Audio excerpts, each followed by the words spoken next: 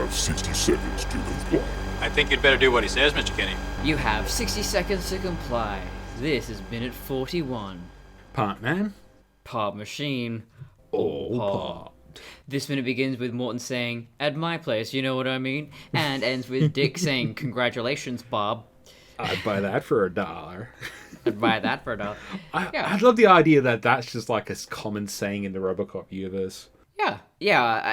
Again, great world building, really subtle. You don't have to do too much to just give us a sense of the culture of a place. It really doesn't. It's quite impressive. So I don't actually have much notes on this minute. The only thing I love in this minute is the one guy to the left of screen of the urinals realizes that these two cocky pricks are talking shit about Dick Jones. Yeah, everyone flees. Yeah, kind of knows who's in the stall, whose legs we see. Yeah, I love the escalation where at first, this is one guy, he's a little bit jumpy. What's going on? Yep. And then you figure out, everyone else catches on too. Oh, yeah. No, the thing is, if you see it, if you actually pay attention, like, if you do it on a minute by minute basis, he goes right off screen, and it's him talking to the other guys in the bathroom, and they all skedaddle, and I love that. Yeah, something I didn't realize until watching it 1 minute at a time. So, first, I should say, Bob has his shiny gold card. He gets to go into the executive lounge. I kind of want one of those cards. Yeah, the way it's edited, it seems like the executive lounge is literally just a toilet and nothing else. Yeah, I think it is. Because they walk in, I mean, it looks like there might be a hallway, because they don't just walk immediately in one door toilet. It's one door, another door, but that door, it's black borders, frosted glass. I don't know, is it... The other door could be the lady executives. Let's not assume there's complete sexism here in the Detroit future like there is in 1980s corporate America, where the glass ceiling wasn't quite as demolished as it is as now, which is still quite solid. But so I think it's just done for flow. It's a really great flow to edit them just going through one door, and then it feels like there's some continuity there. But again, it's the whole you don't really need to have them walk through the corridor unless you're imparting really interesting information. We get that in the scene, and everything within this scene is just gold. No pun intended, but pun intended. Including the pee stain on the trousers. Yeah. That is so good. I never realized this is why you do movies by minute. I always loved this movie. I always thought it was flawless, but now that I'm really paying attention to it, I just go, wow, there is just so much attention to detail. There is everything is just so well thought out. I'm going through the script and everything like that, and it was pretty much all here. There's no massive differences, and the things that are maybe different, I think, only enhance the movie. Like Verhoeven's input has only enhanced this movie. And I think that's the great sign. I'll say it again. I think that's the sign of a great director, where they can take the material and enhance it. And it was Paul's idea to... I might as well get to the commentary notes now, because this is a really great segue into it. But it was Paul's idea to actually shoot... This was a set. It was like one of the very first shooting days in Dallas. And this was a set, and they had to deconstruct part of this toilet so they could get the camera down low enough so that Paul can get his shot of those legs and the other people. I love that. It's a great shot. Worth it. And that's the thing. You don't... as an audience member, you don't know what the deal is. But you get that sense that something's going to happen from the body language of all the extras. And then when Dick reveals himself, it's just that great moment where you're just like, oh shit, he's screwed. But Morton, for the most part, doesn't back down. Yeah, he can't be big dogged. You can't big dog Bob Morton, I don't think. No, I mean, the ultimate guy who pulled the big dog move on Morton was essentially Broderick. Yeah. So, but he was the lapdog of Joe. But that's minutes from now. But and the mirror shot. Oh my god, that is such a good composition. Remember I was saying in the early minutes where Morton was mirroring Dick Jones in regards to hairstyle and costume. His suit's different. In the script, they makes mention that his haircut's different. So it's Bob's evolved beyond Dick to a certain degree. I don't think we really notice it as much. I don't know, man. He shows up in a gold top hat and suit, and I just personally, in terms of costume design, I don't really know where they go. I mean, I kind of know, Bob's living it up. He's got his gold card. He's got to match the outfit, but yeah. But yeah, no, I didn't notice until this. Like, Bob's now wearing a more of a dark grey pinstripe suit and a different tie. So if you look at them both together in that one shot, they're now a lot more visually different than when that one scene with the old man at the aftermath of the 829 demonstration, where they are pretty visually very similar. Yeah. As a visual shorthand for the scene, I think that just really that's probably just because having Dick Jones behind Bob, you need a bit of a visual separation. But I do think as a character evolution, that just says enough. I've always felt, I don't know why, but pinstripes are just more aggressive, more masculine, especially on a suit like that. So someone basically made up that whole idea, and it kind of went into the cultural zeitgeist. But I think it's now unavoidable that the power suit idea an executive. So yeah, I do like a pinstripe though myself. I mean, when Tony Stark is basically the antagonist of which one is Civil War? Civil War. Yeah, he's got the 3-piece suit and it's pinstripe, and it's just, oh wow, they're really trying to frame him as the bad guy, huh?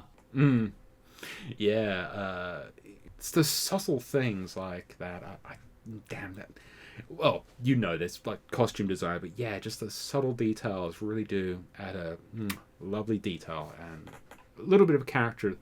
Well, my other note is that a hand dryer in the corner on the right of frame from the sink? It's like this blue hexagonal neon light. I don't understand, man. What is that? Yeah, there's just that red and black thing on the ground. Oh, hang on. Oh, I think that's a shoe shiner. Oh, okay. No, on the wall, not the red and black. The blue bloody hexagon thing on the wall. The neon. I'm trying to get to it. I'm looking. Although I would love a shoe shiner. Those things look like fun. Oh yeah, I don't know what that is. Looks a bit too high for a hand dryer. But the funny thing is, they look like the thing that was a Dyson made a few years ago, which is the fanless. Bladeless fans. Yeah. Which are fanless blades. Fanless blades. Which are absolutely freaking useless. Let me be honest. Yeah. I've been I think this is called a knife. No, those bladeless fans are absolutely horrible. They do not work. They're novel though. They're a novel thing for rich pricks, and they are useless. Yeah, I was thinking, this scene would never happen if these characters were female, because everyone's just in their own stalls. We don't tend to talk to each other while we're urinating, so... I do love how they've got the, NASDAQ stock market scrolling things on the... everywhere. There's a TV with the Stonks, there's the roll-along LED thing, scrolling, Stonks all the way down. Stonks all the way down, yes. I love the attention to detail. It's a funky set, like this kind of brushed on concrete look. It's got a bit of a Miami Vice feel. Oh god, it does. I think it's just the neon. So the splash guards near the urinals, why are they not opaque? They're clear. Why? They're also staggered, so. Yeah. Oh, I guess so, you can't really see. Yeah. Well, it's such a strange friggin' concept to me. Just going out near your mate, just peeing near your mate. I don't understand. I think it's so OCP executives know which one's got the bigger dick energy. Literal pissing contest. Sometimes the janitors come in, they find that piss on the ceiling. No, that's next minute on the RoboCop. Yes. I completely derailed. I love that bit. So wrong. No, but I did. I think I mentioned this to you, but reading an article about how the world is not made for women. Everything kind of defaults to men, and there are so many buildings that have tried to be more gender neutral bathrooms, so men and women can both use them. And they're like, see, there's more availability for everyone. Like, hang on, why are there urinals in here? That means you've still made it convenient for the other half of the population, not for. Yeah, not for us. Nah, it should just be a trough. Just... Yeah. Ancient Greek, just everyone's just on a bench, pooping next to each other. That's the one I was thinking of. Yeah, there you go. Problem solved. It's just one flowing water, there's just a bar to hang your ass off, and that's it. Mm-hmm. That was sanitation. Because sometimes when you got an upset stomach, you're really straining and you feel like you're gonna die. It'd be nice to just reach out and hold someone else's hand. Moral support. And push. Breathe. You can do it, breathe. man. I believe in you. I know lactose intolerance is a terrible thing, man.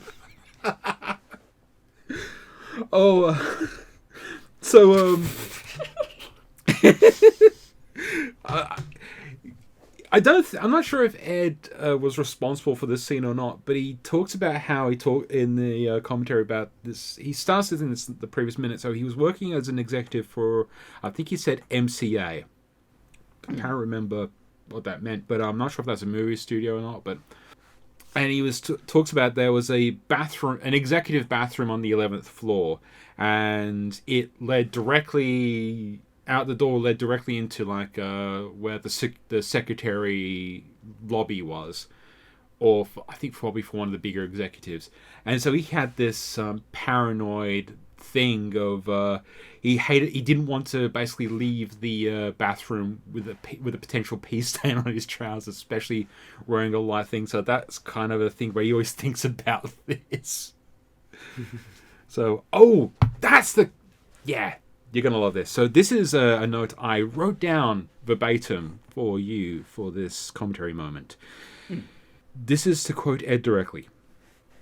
This sequence is interesting to me because Miguel's father, Jose, had been in Lawrence of Arabia. And there's this whole kind of homoerotic sequence with his father and Lawrence. Unfortunately, it breaks there, so that's definitely going to be continued on in the next minute. Ah. So I didn't know he was in Lawrence of Arabia. Yeah, so I thought, definitely have to point that out. I know you're the fan and all. Oh, yes, well, especially because of... the singular fan. The singular fan. Yeah, Lawrence of Arabia is an interesting one, especially in the alien community, of which I've spent a lot of time in. And it's like a lot of people claim to understand what it means, and then they deconstruct it, and they really don't understand what it means at all. But yeah, I feel I do enjoy it for what it is, and I still have not read...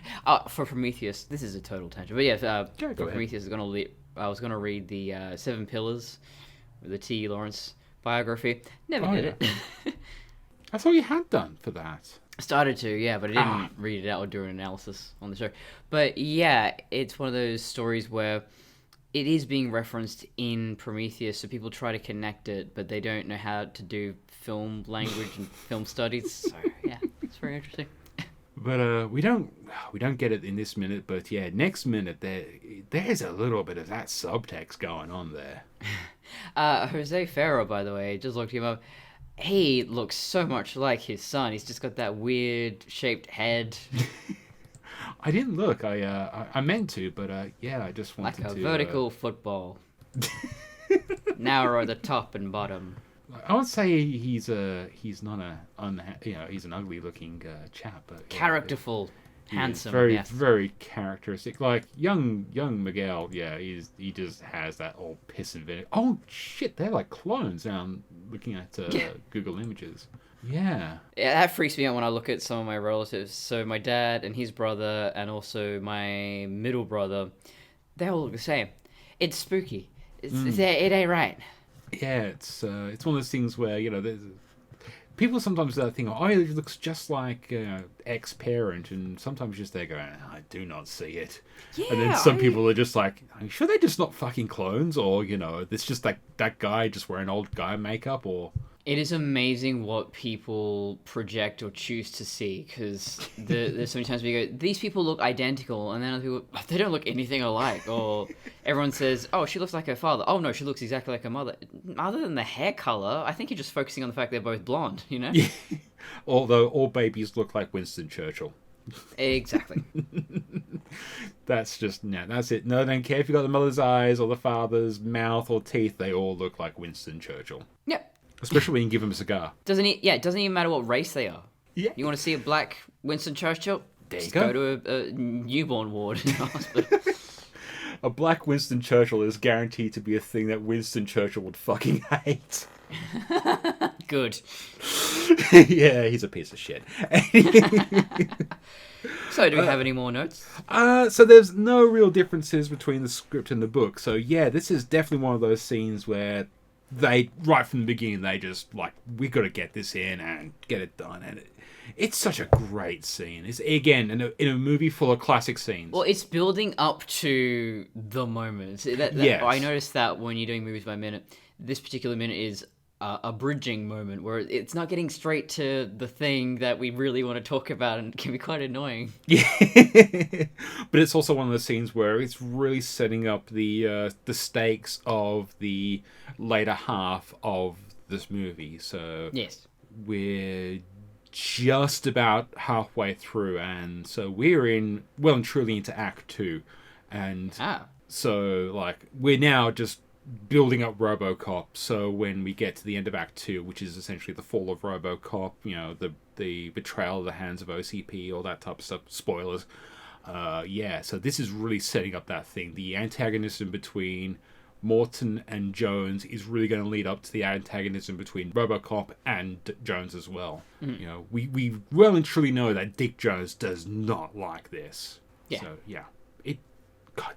God damn these two actors. Damn. They just... And we'll have more about that next episode. Yes. I also like the line where Bob's like, he's old, we're young. Too bad, order it is. Yeah, it's like... it's just... Never underestimate your elders, realistically speaking. Yes. Bad battle strategy. They may be old, but they still can be cunning, devious bastards who have a high killer in their back pocket. I do like that. In the script, it's like, he's old, we're young. Shall we get on to... I think so. Gaslighting RoboCop. Alex, how do you feel? I feel fine, Dr. Morton. This minute begins with Rorschach saying, you name it, I was there. And ends with RoboCop, the VR game. No, I was going to say it's a RoboCop, the holodeck simulation. Well, shit. It's exactly what I was hoping to spare you from. Also that. My one note is the blandest intimidation. Yeah. God. We talk about the cast of the original film, but I do feel like, especially Jackie Earle Haley and Gary Oldman, in this minute in particular, there's just so much... They bring so much confidence and charisma. They're very skilled actors. You can just tell they're very comfortable in front of a camera, and there's a certain. I would compare them to Ewan McGregor in the Star Wars prequels. I almost said Alien prequels. Star Wars prequels, because bad director, bad script, but Ewan McGregor is Ewan McGregor. He can't deliver a bad performance, I don't think. Yeah, no. I was just going to say, maybe, definitely in this scene, Jackie Earle Haley, yes. Jackie Earle Haley. Rorschach is having the most amount of fun here, and probably the MPV of this scene particularly. But yeah. He is the drunk Shimoda, to steal a term from the Greatest Generation podcast. Yes! Definitely. Oh my god, I didn't think about that. Yes, he is! But yes, Maddox immediately doesn't like Murphy, and I think because of that, because he becomes the audience surrogate because he shares our frustration and skepticism of this whole stupid plot. The one time the filmmakers become self-aware. Yes. I mean, to be fair, I think the entire plot is kind of indicating this is a weird governmental decision where they value humans or trust humans more than machines. So now you've got this abomination of this decision, I guess, and that could have been a really interesting theme that, again, they didn't tap into. The common lament of this entire movie. That could have been an interesting theme. Yeah, that could have been great. It's like you're driving through like a really great, like the main strip, like Rodeo Drive. Like, oh, that's cool. Oh, but and you never stop. You're not allowed to stop. Oh, but I want to see. Oh, no, you're not allowed to stop. But. Yeah. No. But yeah, I think there's so many real world instances. Actually, vaccines, at least in the early days, where people were kind of trying to accommodate to people's totally unfounded fears. Thankfully, there weren't any real legislative changes, but you were seeing that definitely back in the 90s in hospitals when they were vaccinating children. Suddenly they were doing the MMR vaccines individually, so measles, mumps, rubella. Well, that was because of freaking Wakefield trying to basically sell his own he was being paid to market a freaking patent. And go watch H-Bomber Guy's documentary on the topic. He's honestly, for a concise, easy to understand retelling of that entire fucking saga, the H-Bomber Guy video is amazing. And I've read stuff like that. I've been looking at that for years and like reading articles here and there, and that particular video made me even more angry at Wakefield than I already was. Oh, yeah, definitely. Oh, my God, yeah. But, so this is an instance where the government's saying, oh, well, you have to do this a certain way, and, yeah, it is a Frankenstein for them. It's a modern Prometheus. Frankenstein for the modern age. I think I would disagree on that in one thing, is because, realistically speaking, I don't think the government was there going, you need to throw in a cyborg, but it's just Raymond Sellers being, I really want to have my drones control the entire world! Oh, no. So what it is a Faustian interpretation of the instruction. Yes. Where Sellers was like, oh, so you trust humans more than... Okay, well, what if I put a man in the machine? Are you going to be happy with that? And then you present this horrific cyborg abomination Frankenstein monster, and it's like, are you happy now? This is what you wanted? If I vaguely recall, this part of the movie, nobody knows about the robot cop except for OCP and... I can't remember the damn wife's name in this version because the wife's name keeps changing every time. Clara.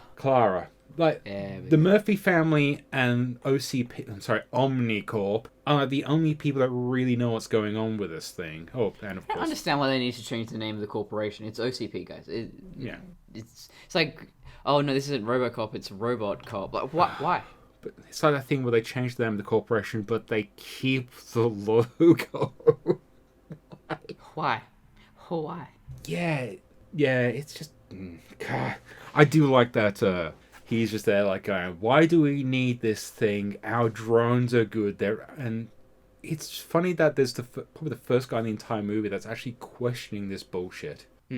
But he's the bad guy, so we have to hate him. And he's coded as the bad guy, so we have to hate him. The true hero of this fucking movie. Oh, I don't go on a huge tangent, but yeah, I was watching Corvette Summer, the Mark Hamill movie. Go ahead, I'd rather talk about Corvette Summer than this.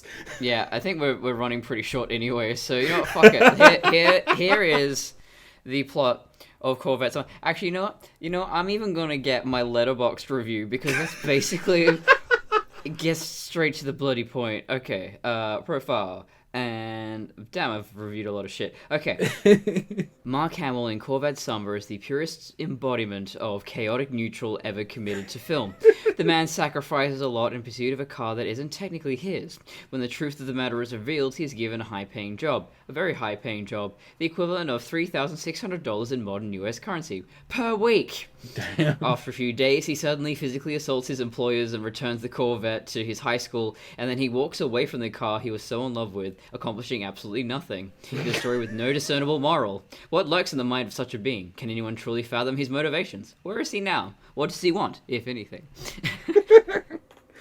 And that still feels better constructed than this. Oh yeah, I mean, at least there's things happening. So yeah, my point was that this is a film where it is blatantly trying to manipulate and shift your sense of who the hero is, even though Mark Hamill is a complete idiot who just fucks around for 90 minutes and accomplishes nothing other than assault on several people for no good reason. He stole the car back. So the car was sold. His high school teacher, who apparently they have mechanics courses in high school. Cool, wish I had that. But the teacher sold the car because he's a teacher earning minimum wage and he has a family to provide for. That's a very sympathetic story. He would be the hero of this story in any other situation. Then he sells it and he doesn't tell the kids because he doesn't want to disappoint them. He's like, oh, it just got stolen. I guess we'll never see it again. Which is probably not the best idea, but in the 1970s, they didn't understand psychology yet. So anyway, so Mark Hamill goes all the way to Las Vegas, chases this thing down. It has legally been purchased by this dude who is framed as the villain. And then he assaults these people who really aren't bad, aren't doing anything illegal, and then takes us to the high school. So I'm assuming after the credits roll, the police show up and just go, oh, yeah, the owner wants the car back. Can we... Yeah? Okay, cool. Yeah. Yeah, he just gets cuffed and thrown away for stealing legally obtained property. Yeah. It's an interesting thing, going back to looking at some old films where you see, what did the protagonist do?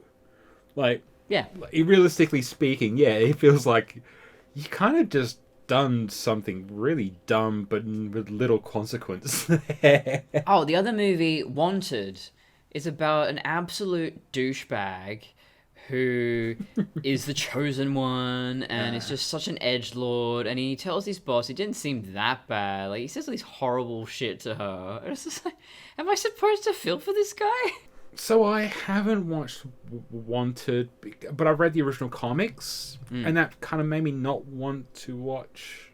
Mark Millar is a very cynical, angry man. Yeah, Wanted was an interesting deconstruction on the superhero genre. I'll admit, it wasn't quite as well crafted as your Watchmen and stuff like that, but it's an interesting take on the meta commentary of what would happen if all the heroes essentially got taken out by the villains.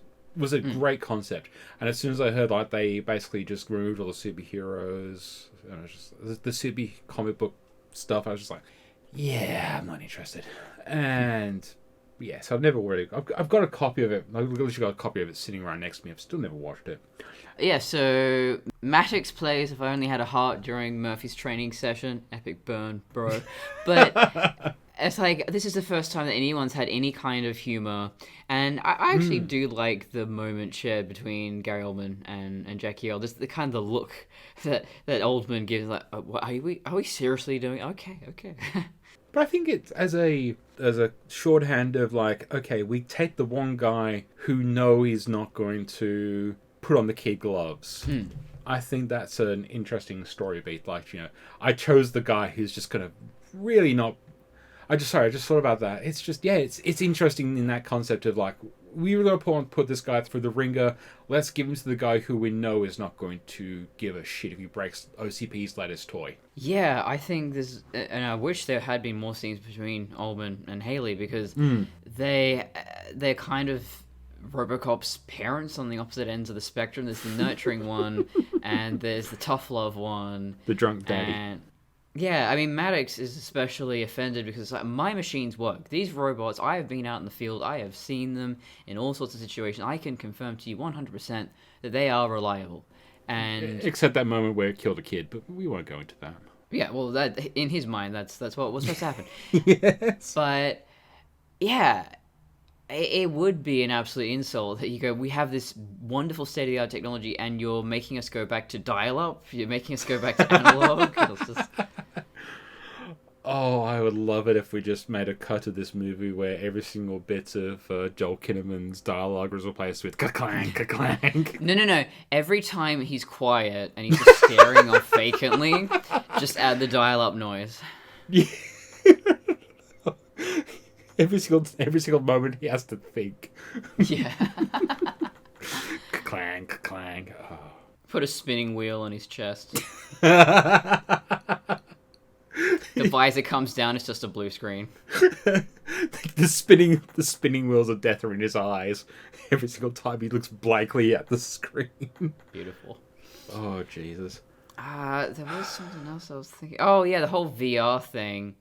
I don't understand why they're doing that, because later on he does get into physical combat. It's like, why? I no idea. I forgot. See, I forgot that the VR thing was a thing. I remember the sequence where they're actually on location or something. Hang on, was that in the VR? Oh, I can't remember.